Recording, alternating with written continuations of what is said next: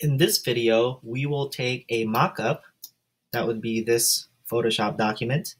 We will be taking that and transforming it to its HTML and CSS version.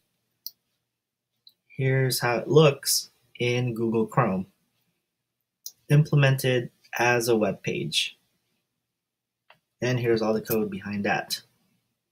So we're going to go from this image, and we will put in all the plain text that goes behind that along with the CSS. In your zip file attached with Lab 3, you will find an images folder with the various assets that you will be using for this web page. There's a Facebook icon. Here's that sleeping baby image, and then the twins image that we will put down here. I also included the Photoshop document, the .psd file, right here. It is an unflattened Photoshop document. So for those of you that have access to Photoshop, you can check out the different layers associated with this file. Now, for those of you that don't have it, I provided a JPEG so you can see what that looks like.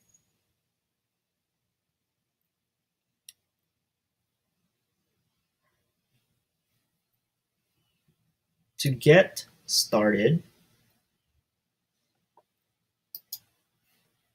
create a lab-3 folder, and then inside that folder, create a CSS folder, and inside that CSS folder, put in your style.css file. And this style.css file will not have anything in it right now. We will work on that in subsequent videos.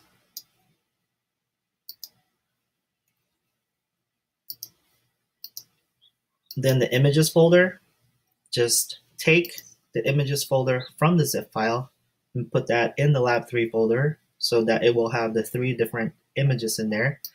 And then in the same folder where you have CSS and images, create a file and save it as index.html. And this index.html file will have the minimum code that I like to see in our HTML files.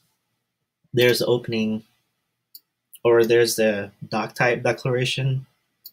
Here's the opening HTML tag with the language attribute with a value of EN.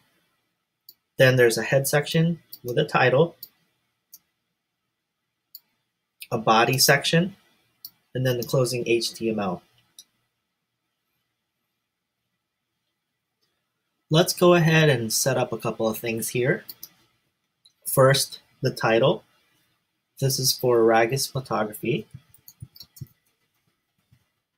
which, by the way, if you're needing some services, I won't be of much help because this is a fake photography company, sorry. Okay, so Ragus Photography will put a vertical bar. Looks like that, except this is a special character. So we'll use the character entity instead. And that would be the ensign, VERT, semicolon.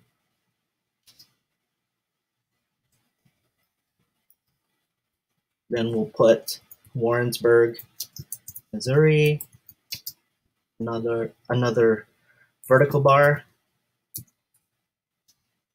And just so I can tell your files apart from each other, this is where you can put in your last name, and then Lab 3.